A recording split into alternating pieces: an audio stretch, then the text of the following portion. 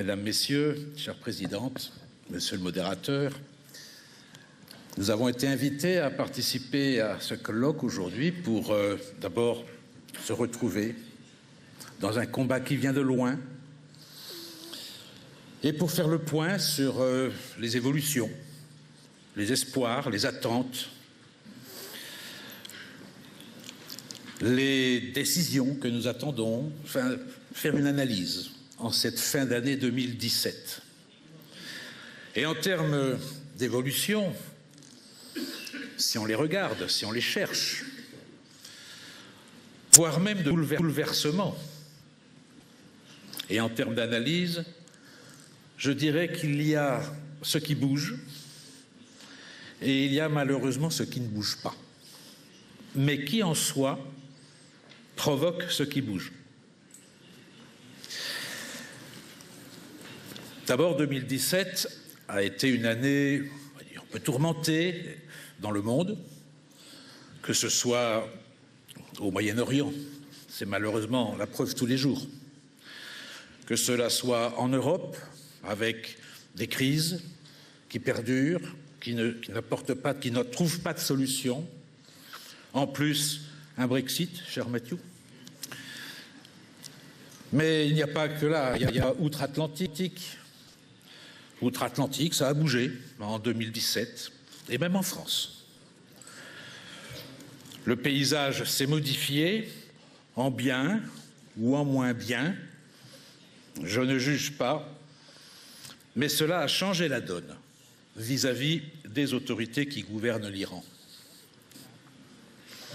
Au titre de ce qui ne change pas, c'est l'attitude répressive des autorités iraniennes vis-à-vis de son peuple qui met ce pays au premier rang donc du palmarès des exécutions rapportées au nombre de sa population. Cela continue, cela ne change pas, mais peut-être que cela commence à faire modifier les consciences des autres. Ce qui ne change pas non plus, c'est le comportement agressif de l'Iran à visée expansionniste dans la région via les passes d'Aran et leurs milices supplétives en Irak, en Syrie ou au Yémen. Et lorsque ce comportement est pointé du doigt et fait poser la question des missiles balistiques et des ingérences de l'Iran dans les pays voisins, ce qui ne change pas, ce sont les réponses cinglantes et immuables en retour. Ça, c'est sans changement. Ainsi, lorsque la France demande des négociations sur la question balistique, en complément de l'accord sur le nucléaire, elle s'entend répondre publiquement à la télévision d'État par Ali Akbar Yellatayi, qui est le conseiller du guide pour les affaires internationales. Il répond qu'il est évident que la réponse est négative. Non. Il répond que sur ces questions de défense et du programme balistique, ils n'ont à demander la permission à personne. Fermé le banc. Discussion close, par avance. Et il ajoute très diplomatiquement: mais en quoi cela regarde-t-il M. Macron? Et d'ailleurs, qui est-il pour s'ingérer dans nos affaires? On l'appellera Macron ou tout autre nom dans le monde. Cela regarde toujours les démocrates et les amoureux, les défenseurs de la liberté de s'intéresser aux affaires là où on massacre son peuple, quoi qu'il arrive. Pour Téhéran, ce n'est pas le tir d'un missile sur Riyad en provenance du Yémen qui aggrave les tensions régionales, mais c'est la partialité de la France, voire du monde occidental. C'est de leur faute. Mais il est vrai que le guide suprême, qui se présente en véritable artisan de la politique internationale de l'Iran, a souvent répété que le changement d'attitude demandé par les Occidentaux ne peut qu'aboutir à un changement de régime. Je pense qu'il affirme là sa crainte.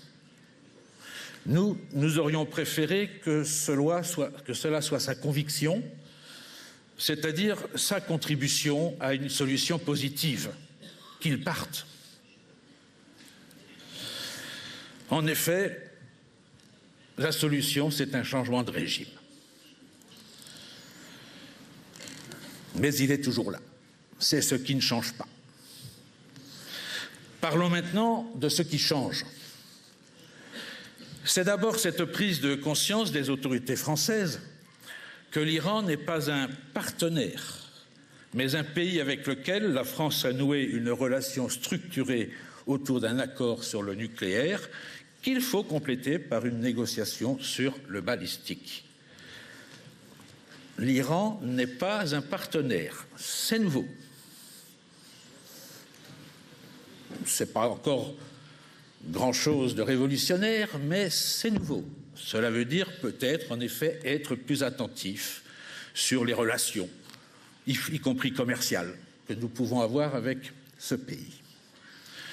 Donc, ce qui change, c'est cette prise de conscience, d'une part, mais c'est aussi, et là c'est pour nous un grand moment, c'est la publication pour la première fois depuis 29 ans d'un rapport des Nations Unies évoquant explicitement le massacre de 30 000 prisonniers politiques en 1988, pour la plupart membres des Moudjahidines du peuple, à la suite d'une fatwa de Khomeini.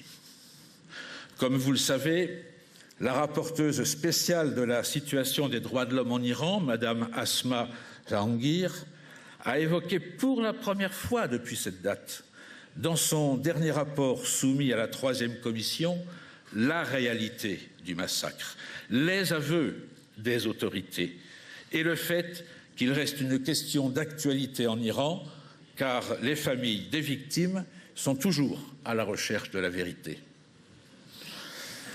Et de ce fait, parce qu'elles cherchent la vérité, se trouvent persécutées et arrêtées.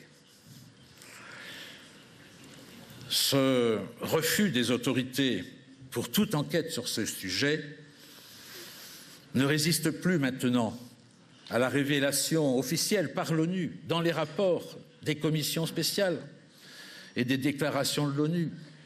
Donc les autorités ne peuvent plus se cacher devant un mensonge qui commence à être révélé non seulement au sein des instances internationales, mais devant l'opinion publique.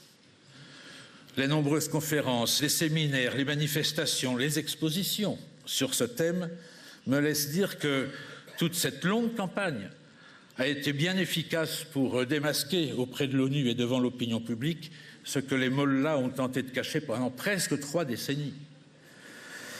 Cela crée un tremblement de terre au sein de la propre administration iranienne, car les coupables sont là et désignés nommément aujourd'hui aux commandes et dans les postes de décision de l'Iran.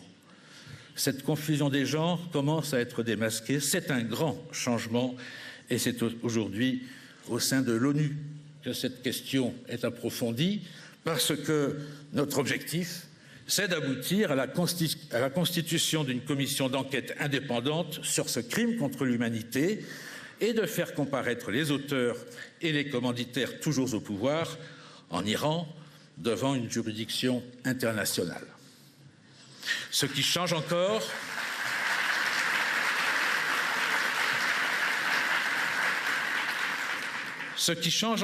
c'est le corps des gardiens de la révolution islamique, le CGRI, les Pasdaran, qui vient d'être désigné comme organisation terroriste par le gouvernement américain.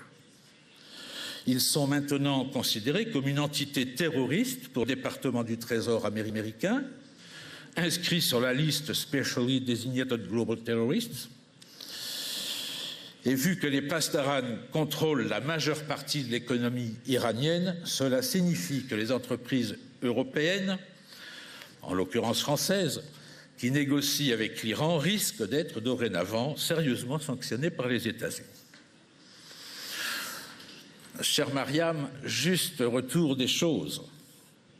Alors que pendant plus de 15 ans, c'est l'OMPI et le CNRI qui ont été injustement placés à la demande du régime iranien et en signe de bonne volonté vis-à-vis des modérés du pouvoir en place sur des listes noires du département d'État américain et en Europe.